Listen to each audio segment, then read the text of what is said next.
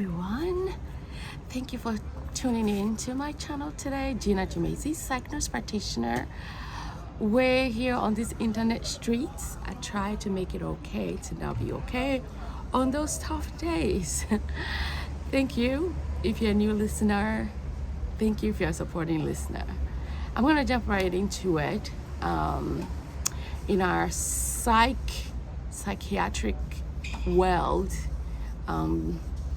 being a psych nurse practitioner, seen lots and lots of clients over the years of doing this, inpatient and both outpatients, I come across the fact that majority of people seeking help, especially seeking mental health services, are women.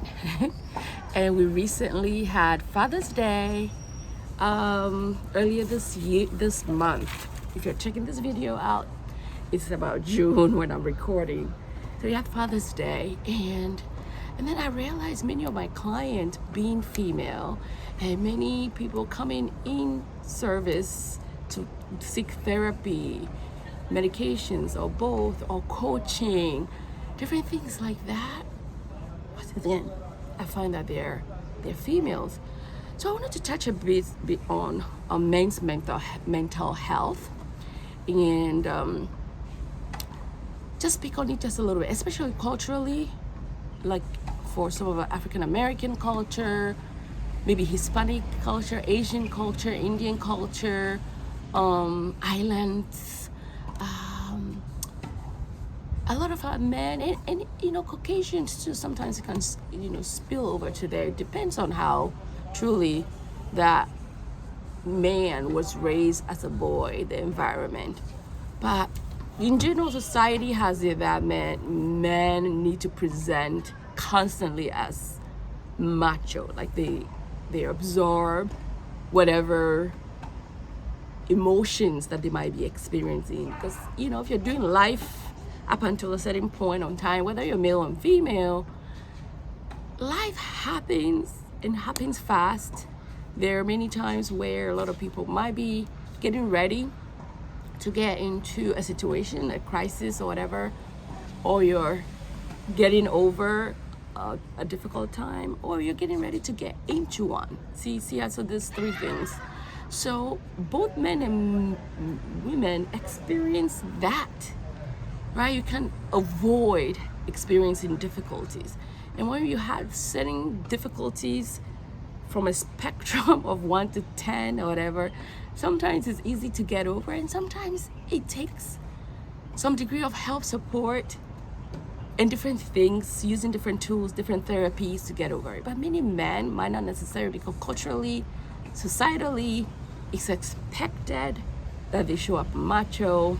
Men cannot be, cry, or they become like chicken or crybabies or whatever. Many boys are ready to say, you don't cry, you man up, that sort of thing. But if you have the same blood flowing through us as men and women, if you have having to face similar difficulties as we adult, grief, transitions, maybe medical issues, loss, death, separation, divorce, raising children, dealing with a partner, dealing with an ex-partner, raising kids, raising teens, raising young adults, managing work, balancing work, having a nasty boss, not a nasty boss, managing finances. You see what I'm pointing out to?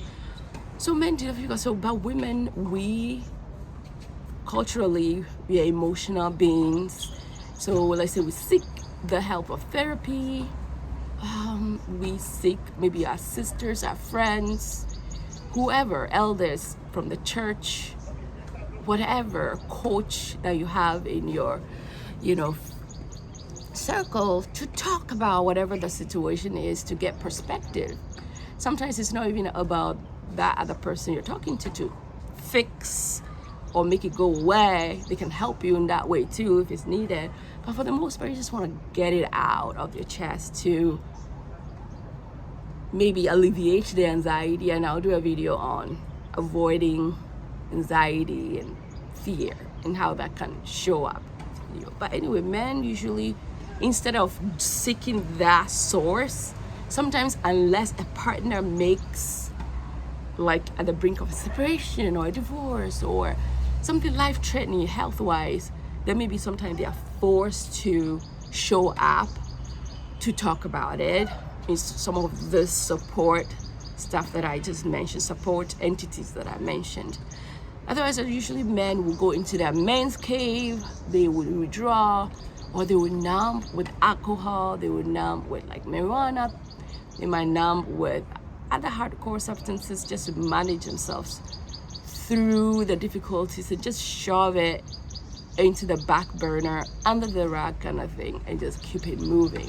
But the thing that happens is, even if you do shove it under, even if you keep numbing, you're gonna find that you're wanting to numb, and that's how people become alcoholics. That's why majority of alcoholics are men. Majority of drug addicts are men. Majority of people who are using even work as a way to numb, as a way to dissociate, as a way to prove themselves to be something or somebody. You know, in life, we all want to be seen. We all want to be seen. We all want to feel that we matter. And majority of the times, men find that in like work or social class or status, or wearing certain labels, or cars, or going to smoke lounge, or the type of house they have. But typically it's what they're wearing, because that's the immediate reflection, how they are looking, how they smell, the type of car they're dealing. But then sometimes it's just like pretense.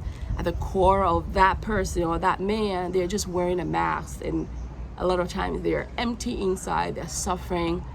And this is why many times, if they don't want to blow up or be angry or show up angry in the home, which a lot of time can happen, this is why I sometimes stress on the fact that you can be married. Some people pride themselves and say, hey, we've been married for 20 years, we've been married for 30 years, 40 years, or whatever. But how is that marriage looks like?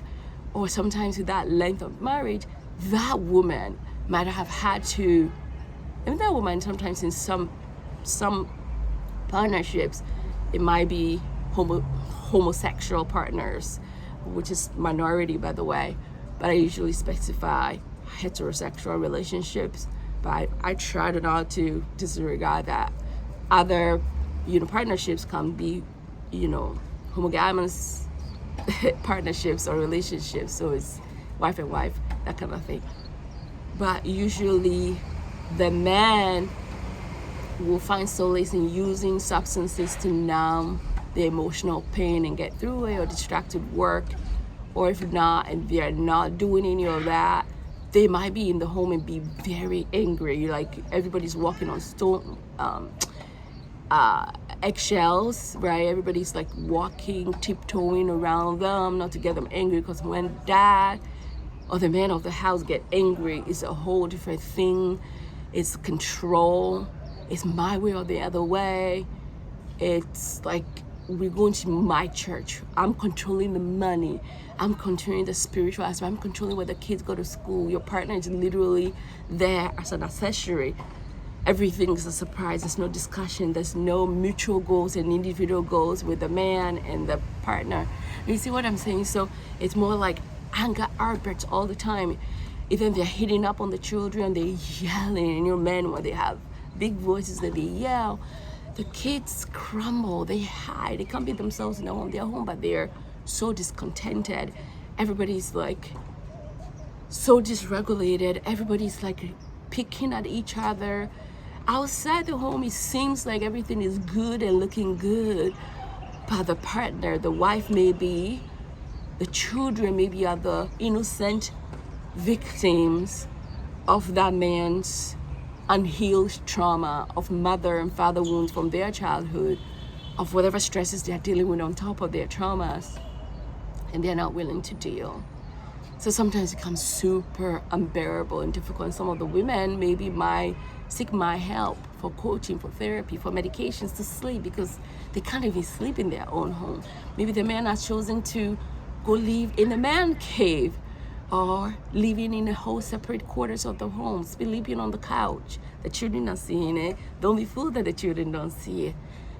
You can say all you want, do as I say, I don't do as I do, but the children see it, see what's going on, the dynamic in the home. So being together doesn't always mean it's fruitful. And if the man has all these wounds, and they go along with the analogy of men don't cry, men will not be vulnerable, then it's a sign of weakness, then it's a very sad, terrifying situation. And sometimes the other thing that happens is numbing can be also in the form of using pornography. Numbing can also be in the form of cheating.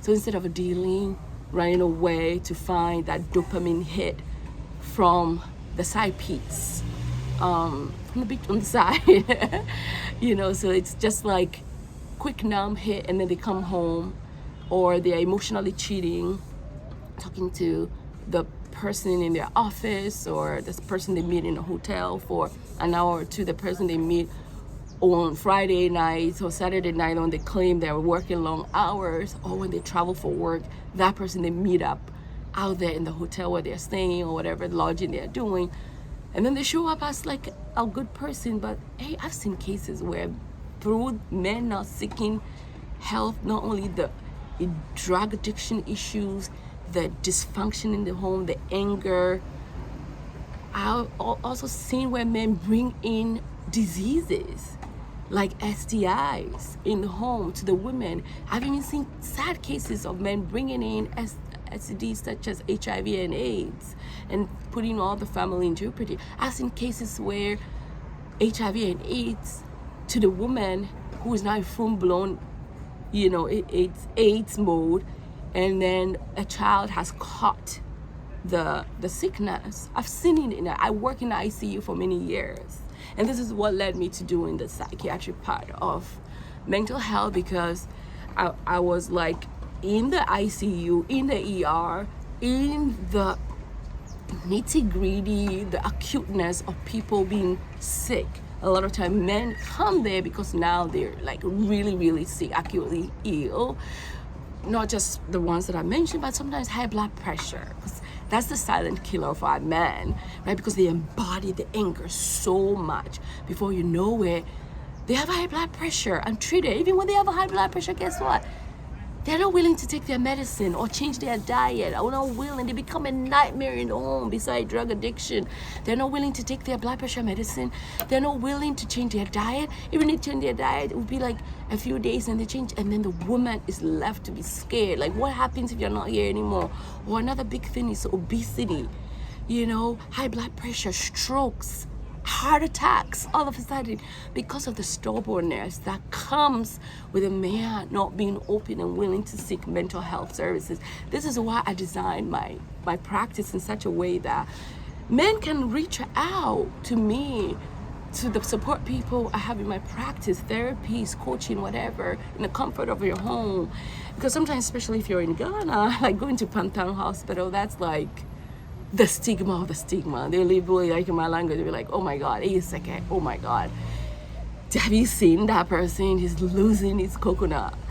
But it's not even that. A little help, balancing serotonin, getting some supply of GABA, getting some supply of serotonin, getting some supply of some sleep medicine, some aid of sleep, like something like melatonin, hydroxyzine, trazodone, Remeron, Ambien, get you to sleep for a while, and then your body starts to adjust it, going to exercise. Some of the things that can help men's emotions besides seeking therapy, which I will beg you, if you're a man out there and you're really suffering, there's so many clinics because outside of Psych on Demand, of course, that you can seek therapy from. There's so many clinics popping out. You can mostly maybe pay out of pocket, but if you're really needing help for yourself and build generational wealth and being here longer and breaking the generational trauma for your sons coming up, then please do it.